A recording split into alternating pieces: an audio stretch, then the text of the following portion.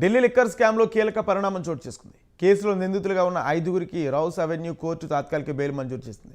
సమీర్ మహేంద్రు, అరవింద్ పిల్లయ్యతో పాటు ఎక్సైజ్ శాఖ మాజీ అధికారులైన కుల్దీప్ సింగ్, నరేందర్ సింగ్, ముత్తా గౌతమ్లకు బెయిల్ మంజూరు చేస్తూ న్యాయస్థానం ఉత్తర్వులు జారీ చేసింది. మరోవైపు లిక్కర్ స్కామ్కు సంబంధించి సిబిఐ దాఖలు చేసిన ఛార్జ్షీట్పై ఈరోజు రౌస్ అవెన్యూ కోర్టు విచారణ జరిపింది. సిబిఐ అందులో 7గురు నిందితుల పేర్లు నమోదు చేసింది. ఈ క్రమంలో నిందితులు బెయిల్ పిటిషన్పై విచారణ జరిపిన న్యాయస్థానం 7గురిలో 5గురికి తాత్కాలిక బెయిల్ మంజూరు చేస్తూ తీర్పునిచ్చింది.